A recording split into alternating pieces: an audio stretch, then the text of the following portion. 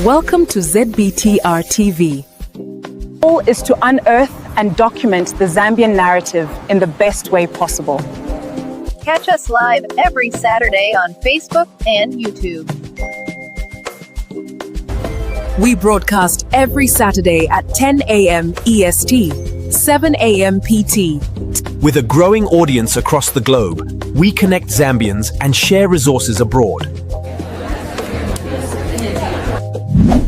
Be part of our journey. Please don't forget to subscribe to our YouTube channel. With a growing audience across the globe, we connect Zambians and share resources abroad. The ZBTR TV show. Did you know? Less than 10% of our viewers are subscribed. Don't miss out. Be part of the community. Mark your calendars. Every Saturday, 9 a.m. Central Standard Time and 10 a.m. Eastern Standard Time. Flow live.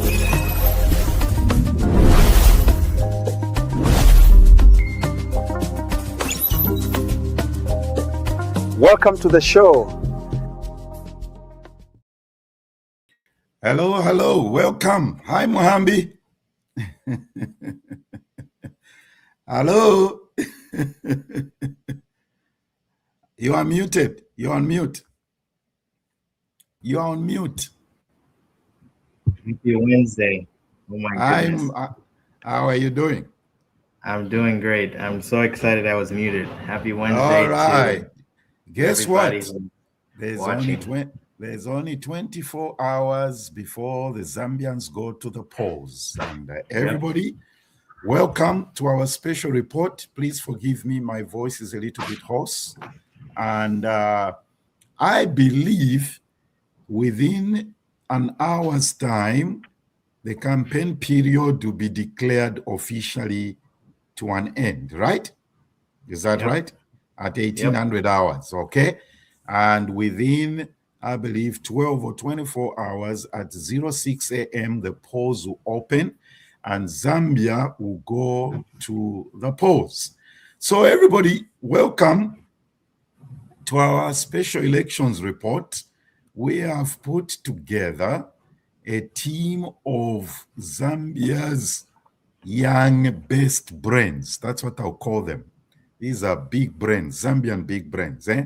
And they're young. They are young, and they have got big brains. Trust me. Some of these guys have been on the show before, and we shall get straight away to introduce them. And okay, so go for it, Mohambi. Who do we have? Who's this guy? We have Mr. Simon Well, who's obviously not a new face to our program. He's been on here before, and we're very grateful that he is here. I think you and Pastor, were you guys were the engineers behind this idea. So I just joined along. So we're grateful to have you. We have Brother Joe Green Zulu, who's also not a familiar. He's a familiar face to this broadcast. He was on earlier in the year. He opened the year up, and we're grateful for his presence here. And we have some new faces. We have Brother Joseph Piri, who's the youth leader, and he is the country director of the African Law Students Association, and we're grateful that he's here. And we also have Brother Prince, who's also here.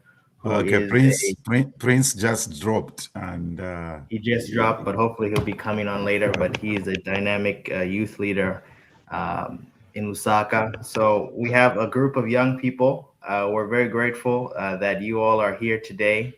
And again, we are immensely appreciative to each of you for taking time out of your schedules. I call them the brains of Zambia. These are the brains of Zambia. Yes. Simon, Joe.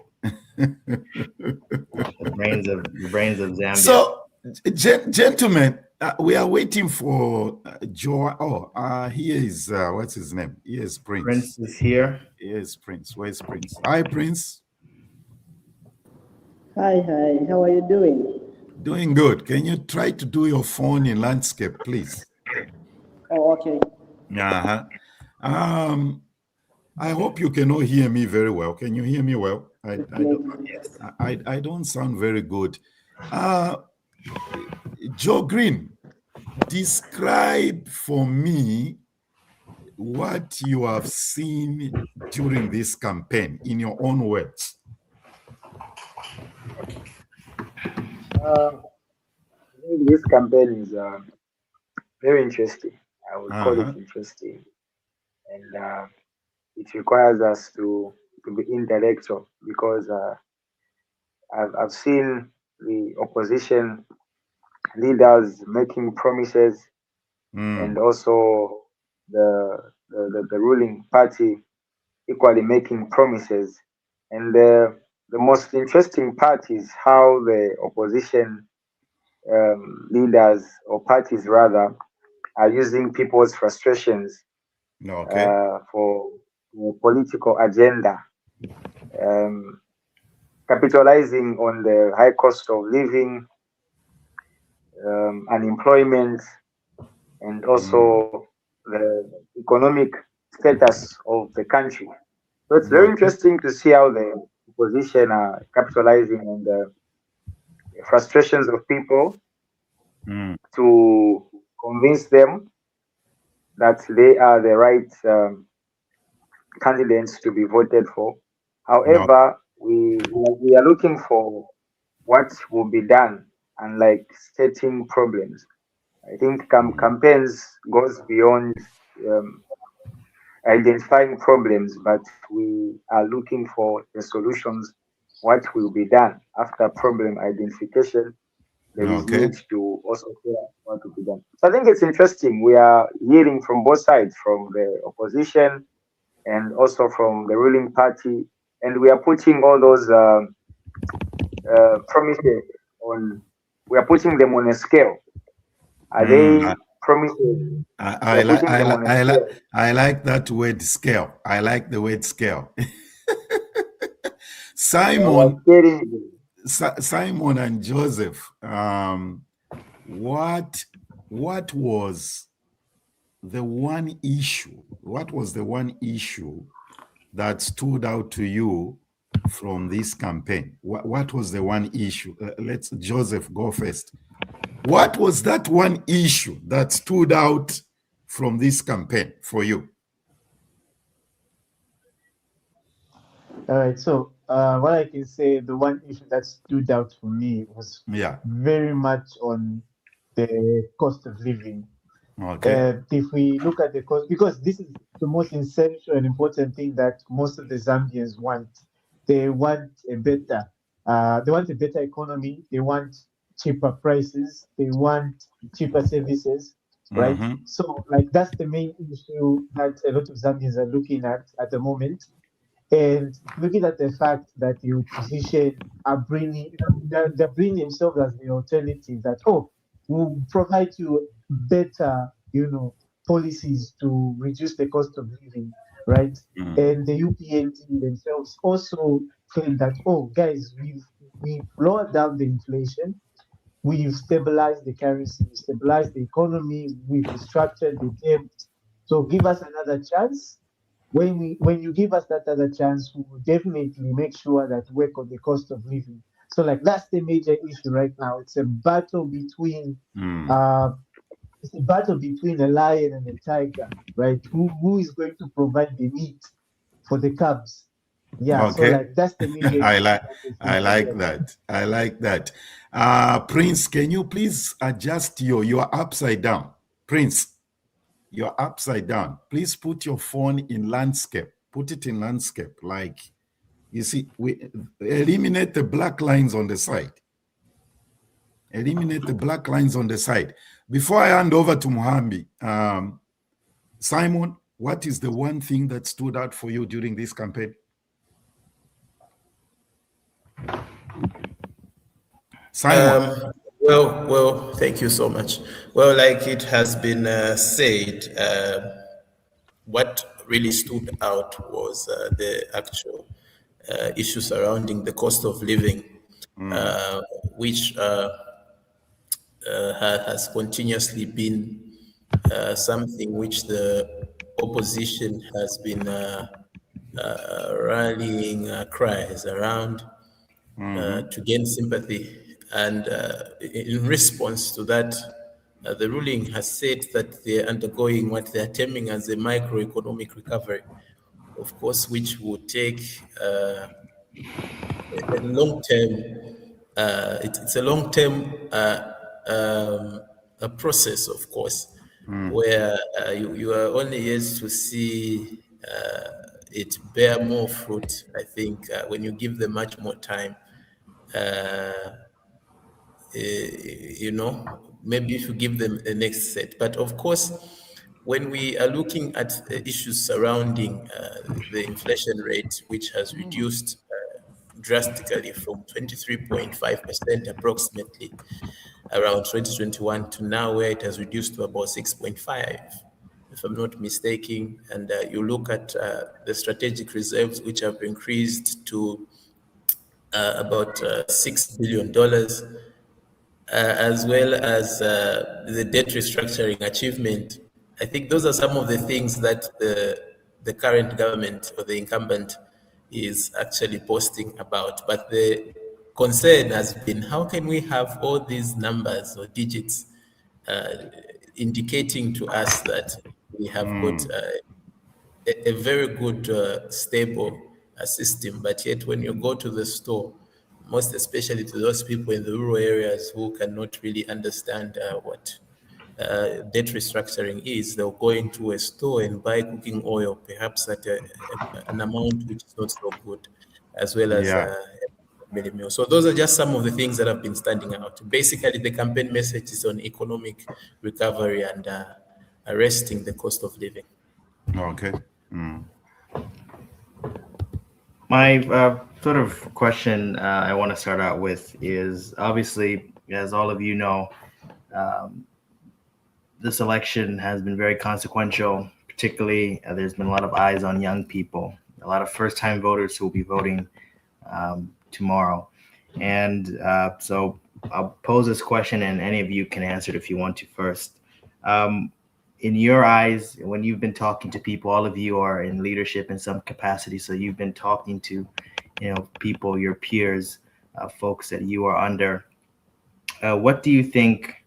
What are young Zambians looking for from this current government or from the opposition party? What are some of the issues that are animating young people to vote in this election, or are there any issues that are animating young people to vote in the upcoming election tomorrow? So any of you can Is answer it that okay one that first. is it okay that I can answer that question? No If I can be problem. the first stop. All right, thank you. So I did a little bit evaluation of myself. I do have colleagues who are voting for the UPND, and there are some of my other colleagues who are also voting for is it the NRPUP? Is it the NRUP? Something like that. The Tonse Alliance Party, in short, right? So on the UPND side, so majority of them would actually the reason why they would actually vote for the UPND in particular is because of the way the economy has been doing, right? So they would stand on the fact that, oh, guys, the economy has been doing well, the inflation is down, uh, they've restructured the debt, the economy is stabilized, the the quarter is now stabilized. So let's give Mr. H another chance for him to rule. Not only that, there are other amazing policies that he has implemented, like the free education, which is now law, right? They've amended the Education Act and they've made free education a mandatory service for the government to provide to all public schools. And not only that, there are also feeding program initiatives that they've also bring into those schools where they're providing the education, particularly the government schools. Children now can go and eat. Um, they can go and eat for free, right? They cannot. They have now the privilege to eat. They can't go home hungry. Even when they go home, even when they go to school hungry, they know that, oh, where I'm going there, I'm going to find food, right? Another policy that that they feel like, oh, President Hakainde Hichilema is worthy to actually stand for another term is on the economic, let me just say the global village, right? Um, President Hakainde Hichilema has displayed himself as a leader who knows how to negotiate with other countries. Being that he's a businessman, he's able to secure trade deals with other countries and hence bringing more money into the economy, right? So that's from the side of those who are voting for the UPNC. Now, for the Tonse, um, I interacted with some of my colleagues who are voting for the Tonse. One of the major issues that they would actually vote for Brian Mundubile is on the cost of living, because I believe that's the major issue right now that is in the ground. A lot of people are looking for cheaper mini meal, cheaper cooking oil, cheaper fuel, cheaper transportation. They want a better economy, right? So that's the major thing that they would go for. The other thing that they're also looking for is good governance. They say that there's a lot of tyranny in the UPND, especially when they enacted the cybersecurity law, where it's very difficult for a particular Zambian to actually express themselves, right? So they want to vote for Brian Mundubile because of, they believe that Brian Mundubile will be a better alternative for good governance. The last point that I would raise why they would vote for Brian Mundubile is also on the issue of what I would say uniting the country, right?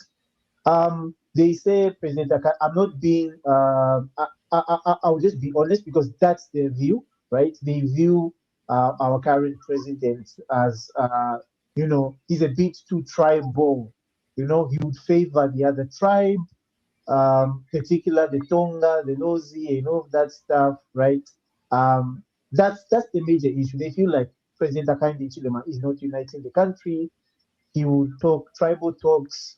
He doesn't know how to talk in what as that's what they describe. He doesn't know how to talk, right? So because of that, they feel like even if the economy would grow, what's the purpose of the economy to grow when there's no actually proper peace and reconciliation and a president who doesn't unite the country, right? We need to focus on that point of view rather than the economy, yes, is important, right?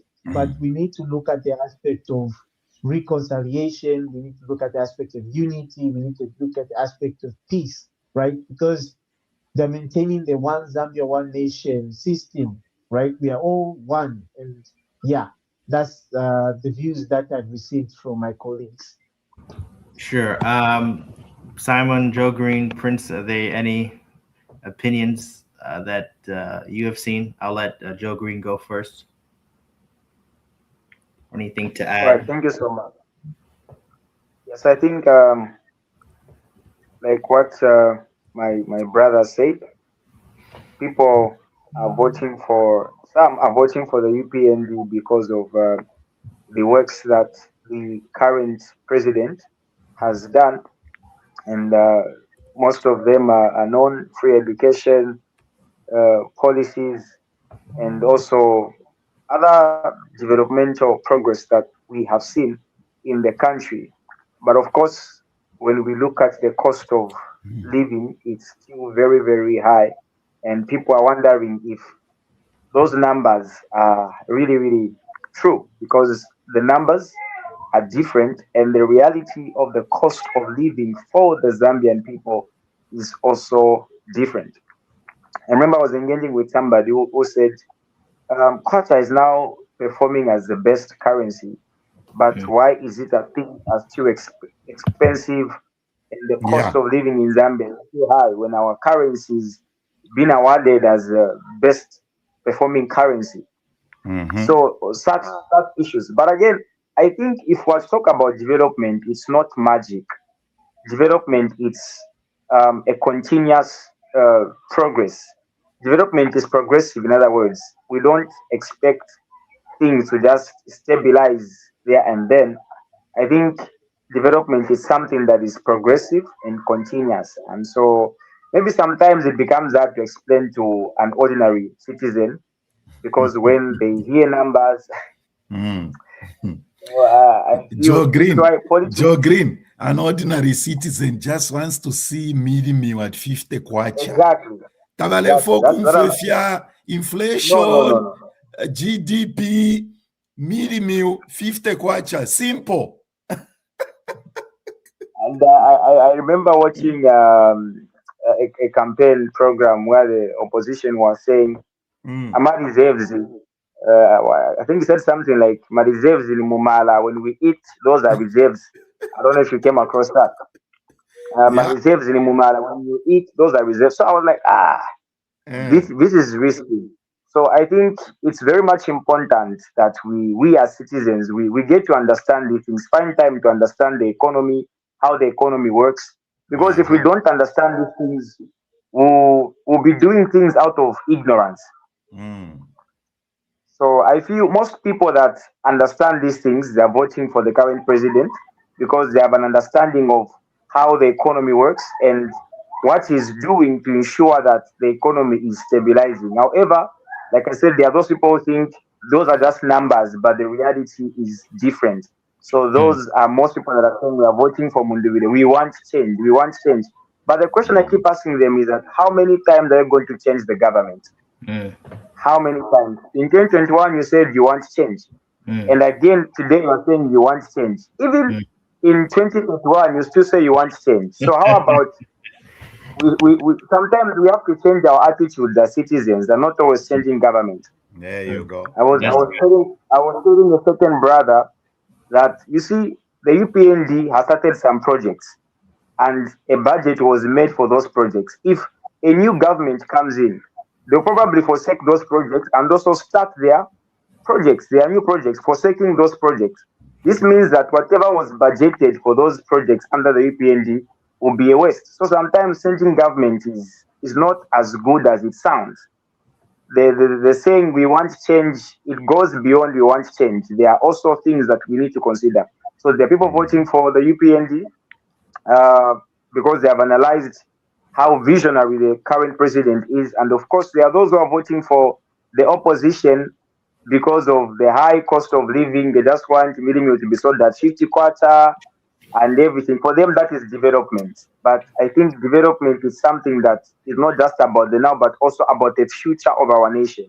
Yes, today we saw millennium was 50 quarter, but what happens tomorrow? What about the future of our nation? That's good. Simon and Prince, I want to ask you this question. So I'll let Prince go, and then Simon can go. Has the government done enough to address the cost of living? I think that's a sort of a basic question. Obviously, that question depends on who you're talking to. Everybody has different opinions. In your analysis, in your observation, Simon and Prince, has the government done enough to address the cost of living? So I'll let Prince go first, then I'll let Simon go after him. All right. Thank you very much. And just to, as I answer this question, I would like to tap on from what my brother was saying what is portrayed up there and what is happening down here are totally two different things. We hear the government talking of the kwacha being the best performing currency, but what's happening on the ground is not the right thing. And I took time to read both manifestos of the UPND and the Tonsi Alliance. And one thing that I just realized is that on the UPND, their manifesto focuses more on system building, development, and those likes. While it's on the Tonsi, it focuses more on the people-centered. So now, the question is, when the UPND were coming into power, there was rumor that was going around, or it was even said, saying, I come into power right now at 14 hours dollar would be at this amount. So now the question is, till now, is it 14 hours till now? Because we can't have the best performing currency, but yet the cost of living is way low. I like that. Is it still 14 hours? Eh? Yes, because look at this. I was interacting with some of the community members where I live, and they are really upset where some government workers are getting less amount of money compared to what the students are now currently getting. And imagine your child is getting more money than you. A student, for that matter, a student. Yes. Now, Prince, Prince, when you say, I don't know if you're able to say more about this.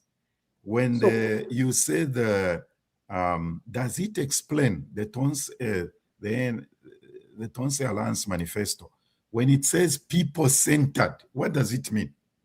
So it's people-driven. So people-driven, okay. Yeah, people-driven. So what they're saying is they've gone into the communities and they've heard the cries of the people. The people are crying, just like my colleague was saying, they want minimum 50 kwacha. Okay. They want this much, yes. Because earlier this year, there was an increment of the salaries for civil servants, which was at least 500 kwacha. Now, a student gets an increment from 3,000 to 5,000. That's a big thing that we must see. Of course, I have been following some debates, and some people are arguing, saying almost all the development projects that the UPND have done were already in process during the time of PF before ECAO left office. And they just came to actually finalize them and just be at the center and say, okay, this has been, the president has gone this side, but actually it was by the PF. I remember there's this power plant in Ilonda power plant in Kafue was started by ECL, the late president, but it was commissioned by His Excellency Mr. Hakainde Hichilema, and the UPND are using those as what they've worked so far. And that's what the people don't want. You might be working, yes, but in the last 4 years, power has been very critical in Zambia. And there is rumor saying that they sell power for $80 billion. And now imagine saying in Zambia, we've not had power in the last 4 years. Now this election year, we've had power, like constant power supply. And this is not portrayed. What they said they would do and what they are doing, according to my rate, they are under par. They were supposed to be above par. Right about now, just like they did in 2021, the ECO, the PF, they would have been saying, Sontepo wa bomba. Now, the question is, ask them today saying, Sendopo wa bomba. What are they going to say? It's nothing. So that's, as much as they're building systems, it must portray to a normal Zambian citizen because the cost of living today is very high. Excellent. Finding a 500 kwacha, even for a person like me, it's hard only if you are employed. Now imagine this transport cost also. The cost of living is just way too high. And that is what the citizens are actually talking about. Yeah. So that's my Simon. Good job. Simon, same response to the same question. So, if the government has tried to address the cost of living, well, like it was mentioned earlier when you had asked, I think there has been some statements which have been there where they have said that, am I audible? Yes, we can hear you. Okay, where there have been statements that, the high cost of living was actually something that was inherited by the government. And there are statistics that have been explained that 23% was the inflation rate by then, but now it has reduced to 6.2. So the intention was to stabilize the price of fuel, which was at 17. Today it's about 27. The price of milli meal, which was about at 130, today it's about 240. Electricity tariffs and many other things that actually were hanging. So when they came in, to them, they wanted to stabilize. But the reasoning of many people is that, why is it that when you want to stabilize this economy, what has happened now is that you see we are having the cost of living going higher, even if all these statistics are showing that if inflation is at a single digit. it simply means that we are supposed to have our economy stabilized and the cost of living reduced. But however, in as much as we have seen how difficult it is, like Mr. Prince had mentioned, to earn or have resources, there are certain things that have been put in place or measures, like cash for work, of course. We have also seen how the students recently received the 5,850 kwacha increment to accommodation. We see how FISIP is being distributed on time. We see how we are seeing debt relief, of course, where we saw debt restructuring coming in. But in view of all those measures that have been put in place, the concern has always been that life is expensive. Now, if life is expensive, the justification has been that education is free, among many other services that have been made available, of course. Please go ahead and utilize all those services. The resources that you are supposed to take to education now, you can utilize them to settle such issues. Even we have also seen other measures such as partial withdrawal, which have come on board. We have also seen salary increments, of course. But when we sum up all these things that I've mentioned, you will discover that the cost of living is still high and people are still complaining, in as much as resources have been allocated and all these measures have been put in place.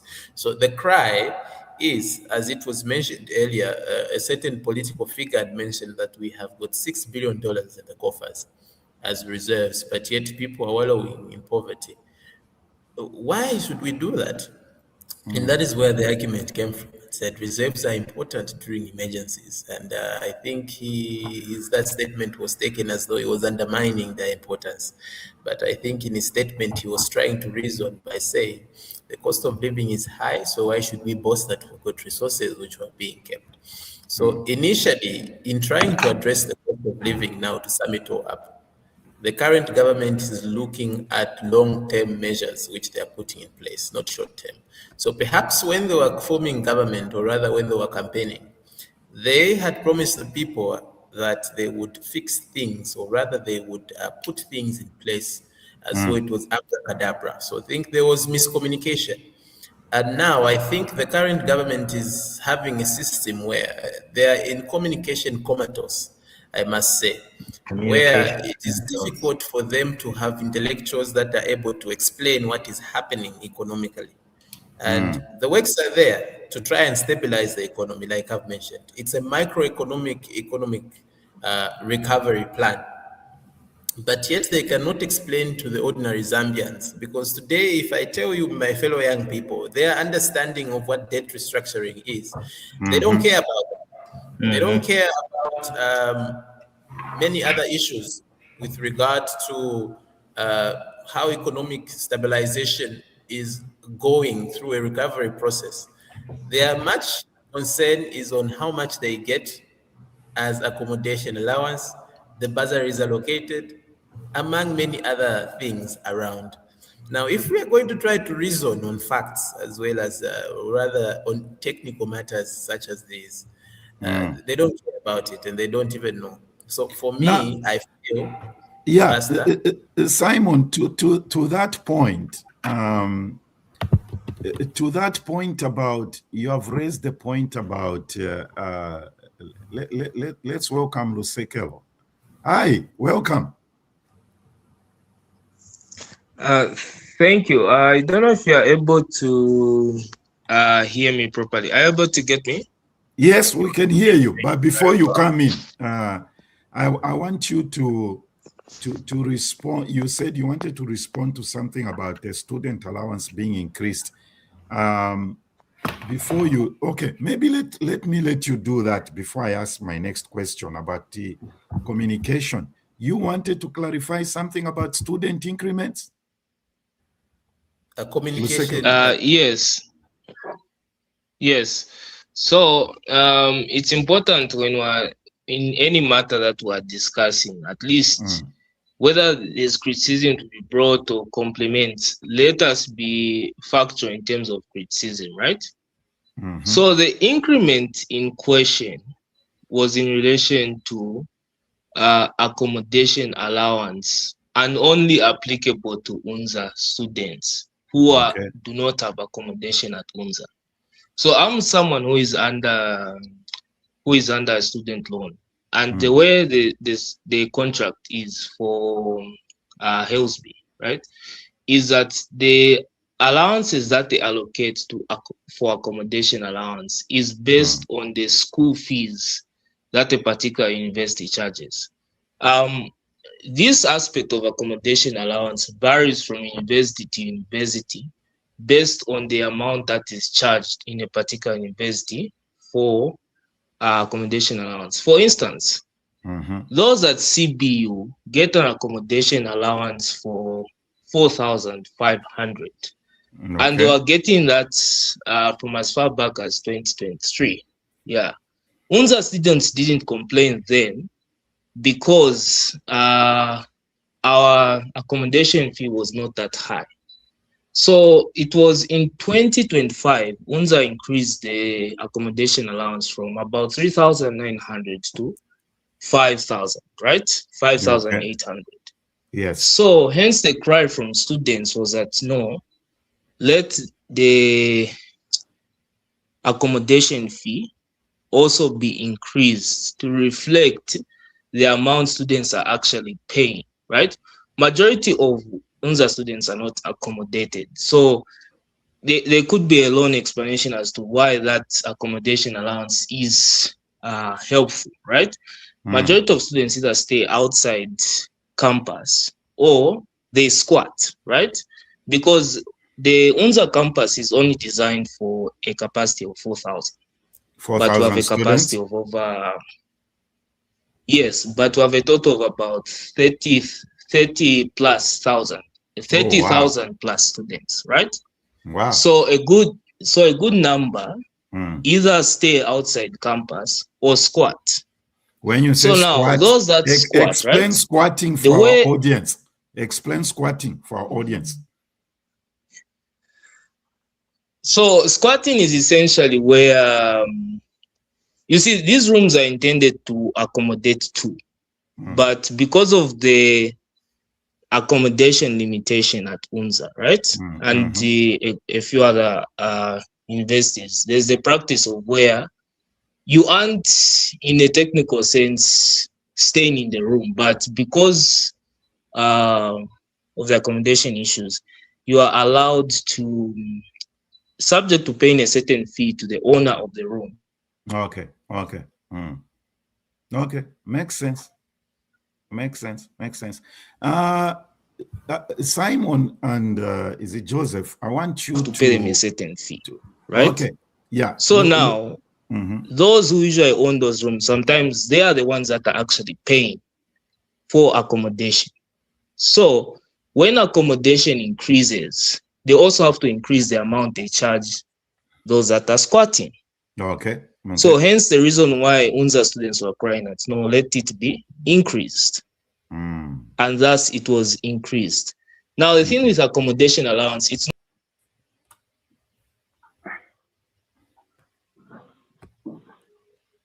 okay, let's do this. We are running out of time. Simon and Joseph, I want you to respond to this because one of the things you guys are saying here is communication. Okay, communication comatose. Yeah, communication between the two candidates, the two leading candidates. Okay, did they communicate their message? Did the message come across? Did the vision come across? Do you think they communicated the message? Simon, do you think the message came across? Okay, so I think one of the major reasons why there has been much resistance, or rather not resistance, but hesitation, that's the term, to just making just too much of promises is because many politicians in this country have actually learned a lesson from what was transpiring, I think, a few years ago. So perhaps they feel they might be embarrassed because, you know, an election is not a competition of lies. It's about selling your manifestos and telling the people what you're going to do. So in communicating, I think we have heard, because the ruling party's manifesto is anchored on continuity. And they think macroeconomic recovery processes which they've already begun must continue. But on the opposition side, they were given an opportunity to govern this country at some point. And to them, majority of the promises that they are making also are premised on continuity and just to try and come and fix the cost of living, because they are saying they tried to keep things intact during their period, and they're comparing the prices of milimi, which were deemed were too high 5 years ago, to what it is now, according to them. So in communicating to the citizens, I think on the opposition side, they have not really done enough or much work. But perhaps if we're going to have an oversight of their manifestos, the Tonsi Alliance's manifesto, it's anchored on the common man, of course, who must come first. And I love the aspect where they are talking about industrialization as means of trying to increase the number of jobs to fight poverty or eradicate it. Simon, was that message communicated effectively during the campaign? On the opposition side, the message was not communicated effectively. They did a very bad job when it came to communicating to the people on what they would do. And I think that's the reason why many people have been left so much disappointed in the opposition when it comes to promising, or rather communicating to the people what they would do. But on the opposition side, like I said earlier, they are basing their campaigns on the premise that they have introduced free education, of course, which has helped many people. They have achieved debt restructuring, and they are still on the pathway to economic recovery, and they must be given an opportunity to continue. So in as much as perhaps the Zambians might feel that the cost of living is biting, to those that are able to understand issues, of course, earlier there was some kind of issue that had transpired on BBC television where we had a very that interview, yes. Yes. Okay, before, let me stop you right there. Joseph, did the two leading candidates, HH and Mundubire, communicate their vision, economic plan effectively? Did they communicate? All right. If I had to become very sincere, okay, so the two did deliver, but we're looking at the effectiveness on how they have delivered and what targets have they set to actually deliver those manifestos to achieve the economic transformation of this country. Mind you, most of these manifestos that they're presenting is for Vision 2030, where we believe that by 2030, our Zambian economy will become a middle income economy. And the lives of many citizens in Zambia will actually improve by 2030, right? So if I go for the UPND, they did deliver their manifesto effectively. Being stated that they have bring their manifesto in targets, right? If you read the UPND manifesto, they've outlined them in targets, right? They've said in that target, they're like, oh, we're going to produce 10 million tons of maize or 10 million tons of beef. We're going to produce 10,000 megawatts of electricity. Those are targets that they set that, oh, we're going to achieve these things before or by 2030 so that we reach in that middle income status, right? And then when we look at the opposition, what I can say is that their manifesto, being that it is more centered, it is a people-centered manifesto, it is not communicated that effectively. That's one thing. But yes, that's the argument I'm bringing. You see, that's the argument I'm bringing. Was this communicated effectively?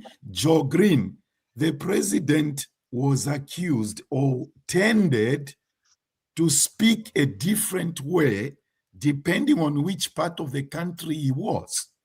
Joe Green. The president is said to be speaking different things depending on which part of the country he was.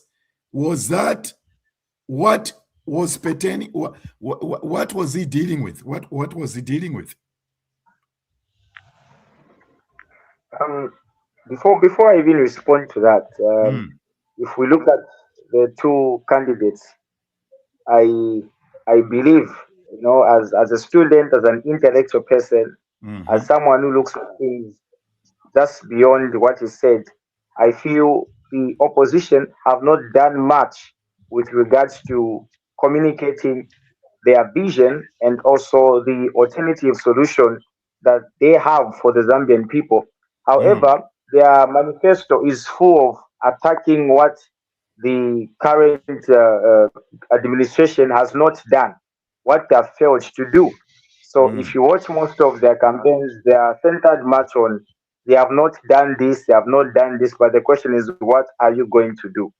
So I believe leadership shouldn't always about focusing on what someone has not done, but what you will do to improve the living standard of people.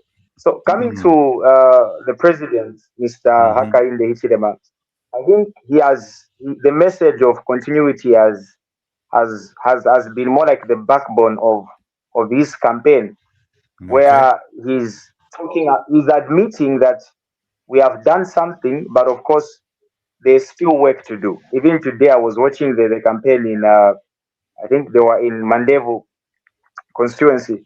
He was saying we have done some works, but there's still work to do.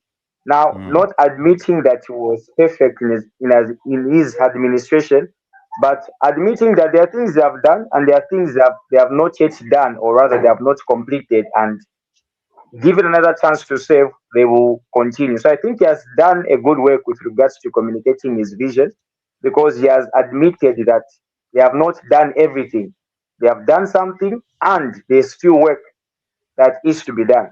Then you mentioned something about the president being accused of saying different things depending on which country or which part of Zambia. Which part of Zambia was campaigning? All right. I think that should be the way to go, because when you are campaigning in Lusaka, Lusaka has got different issues and challenges which needs to be addressed. And if you go to Southern Province as well, they don't have the same challenges with regards to Lusaka. So when you go to Lusaka, the needs of the people in Lusaka are not the same as the needs of the people in Western Province. And the needs of the people in Western Province are equally not the same with the needs of those maybe in Northern Province.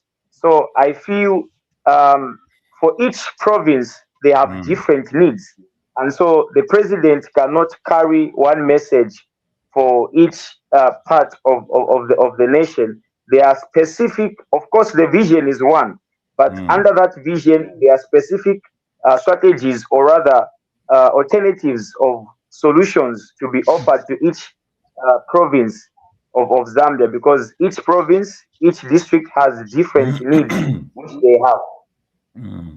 Okay. So I feel that yes, sir. The issue was that, Prince, I want you to respond to this. The issue was that, Prince, you are looking dark. Is there a way you can do something about your lighting? The issue was that when he went to Southern, Western, and Northwestern Province, he was sort of inciting, talking tribal language. That was what they were saying, okay? Secondly, Prince, this is for you. I want you to respond to this. Did the Gary Nkombo issue and the Iris Kaingu have a negative impact on the president's campaign? Definitely. from my part, and what I really know is that it really had a big impact because looking at what the president was saying in his first preamble, and in his first preamble, as he said, as he articulated, he was saying that 4 people betrayed him during the voting of the Bill 7. And actually, when you go back to Parliament says only 2 people voted against it. Then Gary Combo was one of it. Then, if you look at what Buswaniso, who is the chairperson of the UPN, has been saying there's no one who is going to stand as an independent as long as they were attached to UPND. The president is big. Am I audible?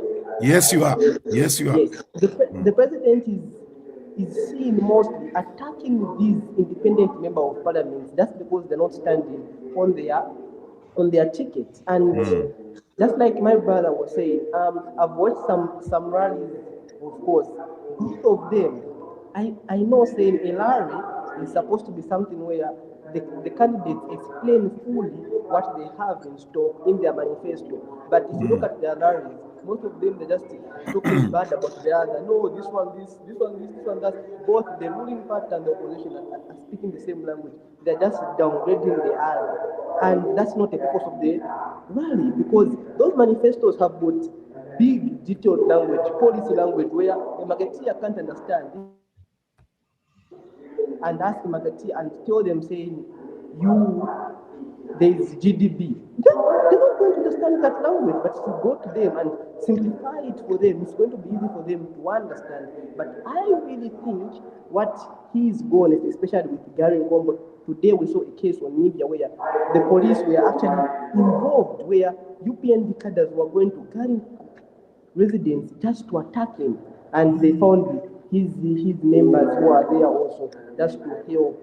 And the police came in to calm the situation. So it has really downgraded the UPND because them going to attack these independent members looks as if they are separated from each other. Okay. And yeah, that's my opinion. All right. So everybody watching, and to our, this is a special election report. We are simply trying to evaluate what transpired during the campaign. My panel here, I'm calling them the brains of Zambia. These are the brains of Zambia. We have the future president here. We have the future ministers, the future chancellors of universities. That's what I'm seeing here, Simon. Joe Green. I'm seeing people that are going to lead and govern this country, Zambia, in the near future. These, the lady hasn't been able to be here today. I don't know what happened to Joanna. These young men will be here until Saturday. We'll be doing this every day until the election, until the results are announced, until we know who's going to be the new president. Okay. So in 7 minutes, the campaign will officially end. It's at 18 hours, right? Am I right? Yeah. At 18 hours, Zambian time, in 7 minutes, the campaign period will by law come to an end. And the citizens will now sit down, are now sitting down and soaking in what they have heard the past, I don't know whether it's 3 months or 4 months. Joseph, as you are getting ready to go to vote tomorrow, what do you think is going through the minds of the citizens right now?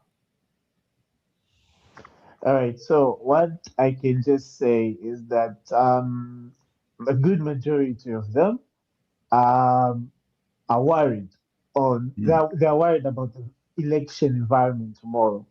So the matter of the fact that we've been experiencing a series of violence and some uncontrollable confusion, especially when it comes to polls, where voting days, right?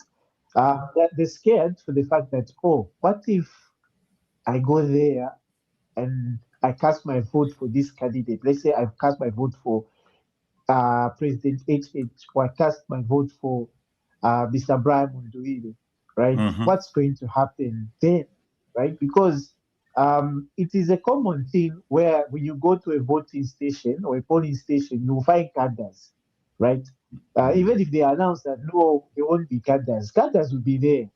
That's for sure, right? How can that happen? The police aren't the police not the police aren't the police supposed to control those things? That's the thing. So even if the police are there, it's going to be very difficult to contain, because even the current government, if they want to find a way to like election, there's always a way that they'll try to maneuver certain things, right? They will put themselves in the side that, oh, we sent police there to actually maintain the peace in that police station. But the question comes in is that why are the cadres there, right? So I believe what's actually going around the minds of many Zambians is that when I go there to that police station, am I going to vote in peace, right? Am I not going to be forced by a new PNG card that's saying that, oh, are you voting for HH? If you're not voting for HH, I'll beat you. No, I will kick you. I'll do whatsoever, right? Because a lot of Zambians are decided. They know who to vote for. There are a good number. They know who they are voting for. Good, yes, that's the thing. They are deciding. But the question that comes in is that where I'm going there, am I going to vote in peace, right? Am I going to find candidates or no? That's what's going on. Like even me myself, I'm even worried if I'm going to find the candidate there. My constituency in particular, it's very important to find UPND candidates. I normally see them, but during the holidays, it is very common to find UPND candidates, right? So that's my worry. Even my mother, she's even worried about that. Yeah. Simon, I see you nodding your head. What's your comment to this? Do you think this will affect voter turnout, Simon?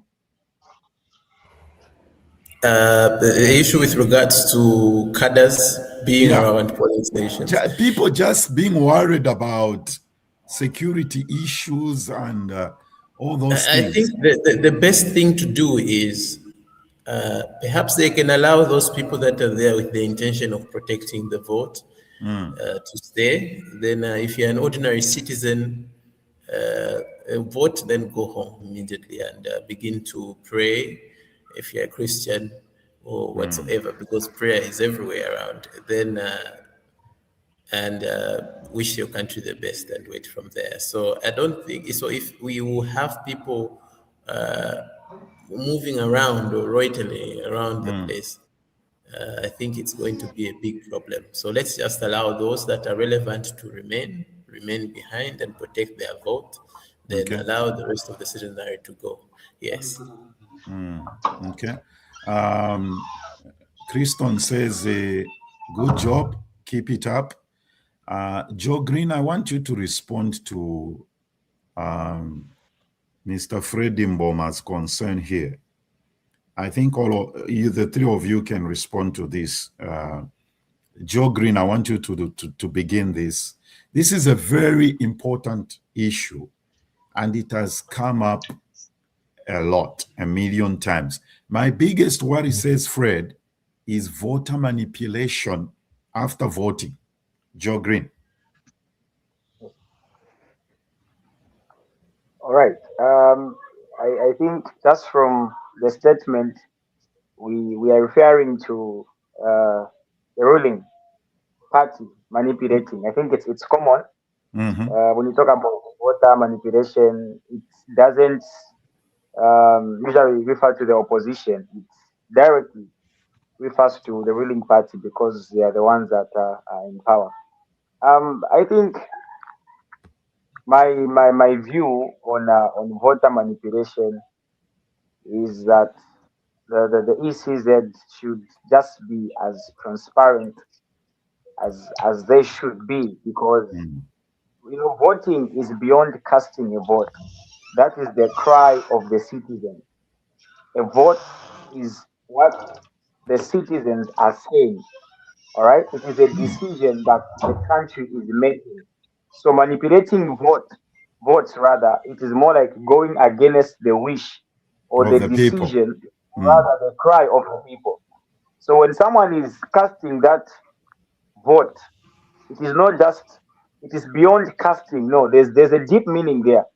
It means someone's decision, the people's decision, Mm. the people's cry, the people's wish for the new leadership that Zambia will have.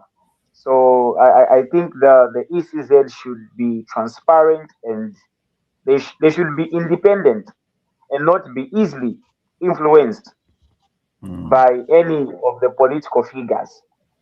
Sometimes you can just say voter manipulation by the ruling party. Even the opposition can do that, because You most think of the so? people that are in the opposition, yes, very much possible. How can the Very much. opposition, Prince, how can the opposition do voter manipulation? Prince.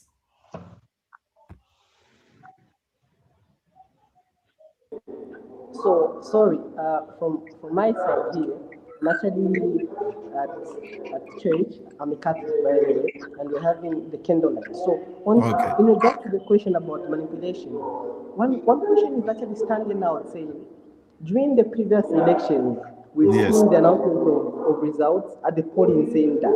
After they vote, then they wait, they count, then they announce. But this time around, it has been changed.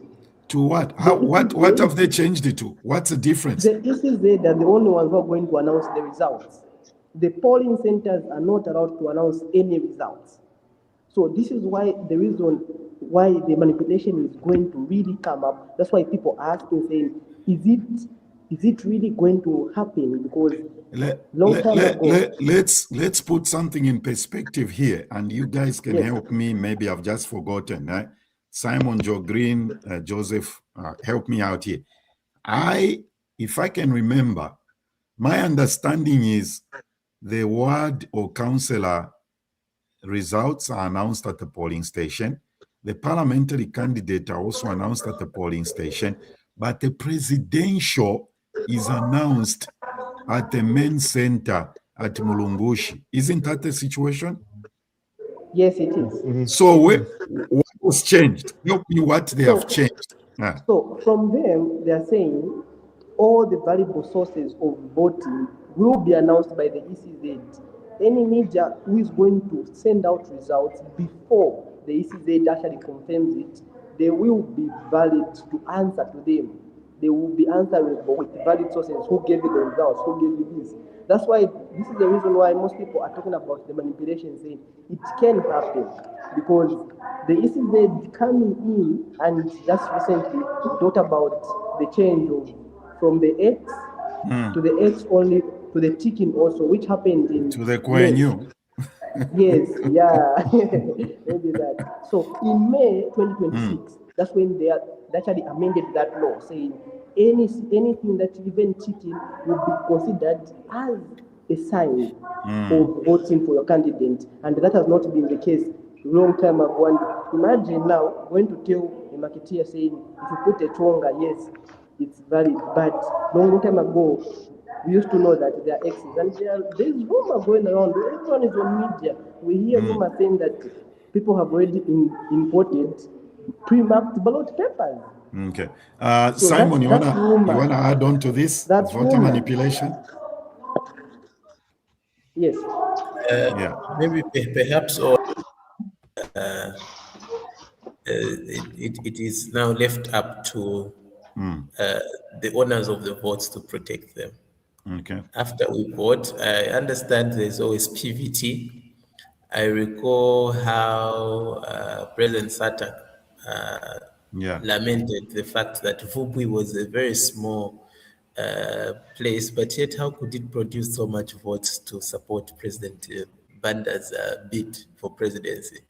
And eventually he found himself that he lost the election. He was behind. So I think on PVT, the protection of the votes is left up to the owners to protect in this case. And if they will be careless with them, then we'll talk about voter manipulation, it happened and the like. So we just pray to God that all goes well and they will be able to protect their votes and nothing else happens. But what is important is to respect the will of the people, and that democratic principles must be upheld. Yes, thank you. Joseph, on voter manipulation. All right. So, what I can say about voters manipulation, basically, we all know that voters manipulation will always be there, no matter what, either from the government side or the ruling government or the opposition, right? But most of the people will stand on the government side because, which government doesn't want to stay in power, right? Unless if they're just willing to let go of everything, right? So what I can say is that the ECZ, if they know their job, they just have to make sure that whatever electoral process they would conduct as they total the votes for the presidential candidate, they should be more transparent and accountable for whatever happens to those votes.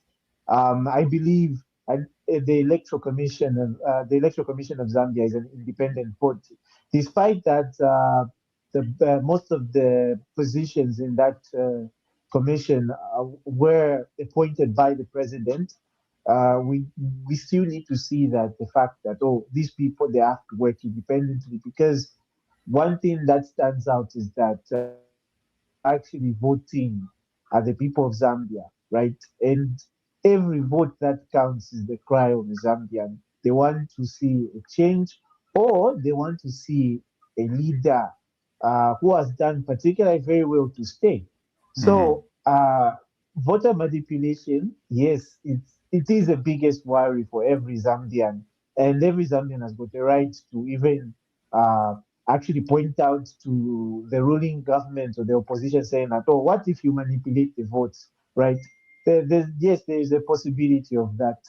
So it is up to the ECZ to conduct those processes transparently, right? They need to make sure that those the counting, there's no voter manipulation, and also there is no tampering of the ballots, because ballots at some point may be tampered and whatsoever. So we do expect, we do expect the ECZ to work according to what they have to do to law. Okay. There's I need to read this. There is a notice here from the ECZ. I cannot see it on the WhatsApp group. It will be easier for me to read it from my phone, but I have it on my laptop here. I don't know whether this is breaking news or it's just okay. It says, I don't even know whether public notice on withdrawal resignation of candidate. Okay. Notice is hereby given that the following candidate withdrew, resigned from the election, and pursuant to Article 52(6)(a) of the Constitution of Zambia Amendment Act number 13 of 2025, is not eligible to contest the forthcoming general election. The candidate is Xavier Frank Chungu. This is old. Is this old? No, it says 12 August.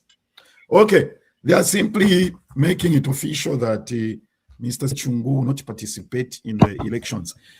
Gentlemen, thank you for your time. We have a lot of work. We have a lot of talking to do tomorrow, Thursday, election day, Friday, Saturday, probably Monday, when the announcement to be made, whether there will be a new president or not, or it will be a continuation. All right, so tomorrow is election day, and in Zambia, it is 18 hours, 1809, right? So the campaign has officially ended. Is that right, Simon, Prince, Joe? The campaign has officially ended, right? Officially, it has ended. Yeah. So as we speak right now, the campaign has officially ended. Where did, what do you call it? Do you know where the president had his final campaign, final rally? It Where was, did I think that was Kanyama today. it was in Kanyama. Okay. Yes. And any other rallies? Calabar, KBF? No. I think with KBF, I haven't heard him campaign anywhere. I haven't seen him holding a rally. With President Kalaba, I've seen him moving around and having some encounters Do you have with do you have an authorities. idea where he had his last campaign today? And he was on radio actually today. He was featuring on, I think, Radio Christian Voice. If I'm So not it's mistaken. basically to anybody's knowledge here. Joseph, any idea where are the other candidates apart from the president campaign today? Any idea? Joe Green? Any other candidates? Where did they campaign today? No idea. Personally, because most of them we usually see them on social media, so I've not seen any update on their last campaign. Maybe if we just try to check through again. And because platforms like ZNBC only broadcast the president's campaign, so it's very hard to also know about the other candidates where they are campaigning from. We only see the ruling party being broadcasted. So yes. Okay. And I think they were following the ECZ timetable, so it would have been very difficult for them to hold any campaign activities. But the good part is that when you are president, you are still holding on to the instruments of power. So you can visit any area around and interact with your people. That's a good part. Exactly, Pastor. Okay, gentlemen, thank you. Please don't go away. We shall wrap up behind the scenes when we drop here on the live broadcast. Mohammed, thanks again. We'll do this tomorrow. Tomorrow is Thursday, right? Tomorrow is Thursday. Tomorrow is election day, and we wish our amazing people of Zambia a great voting day, and trust that everything is going. There's not going to be any incident. There's not going to be any incident, and there's not going to be any incident. People of Zambia love peace, and they are peace loving. If you do anything stupid, you'll be arrested and you'll be put to book. You'll be brought to book. Follow us on social media, on YouTube. A lot of people tell me, oh, please send me the link, send me the link. Just go to YouTube and subscribe. When we go live, it will let you know that we are live. That's the way social media works, guys. Come on. I know this. And that's the way it works. Facebook, we are there too, ZBTR TV. Just click there. When we go live, it will show you that we are live. We shall see you tomorrow, 1700 hours Zambian time, an hour before the polls close. And these gentlemen you are seeing here, they are going to bring us pictures from the polling station. Simon, bring me pictures. Joe Green, Joseph, we want to see some pictures about what will be happening around the polling station. All right? So we'll see you tomorrow. And thank you so much. Yes, Zulu, wishing all parties a peaceful election. I say amen to that. I say amen to that. We'll see you tomorrow, everybody, at the same time. Have a wonderful evening. Zambia Blog Talk Radio.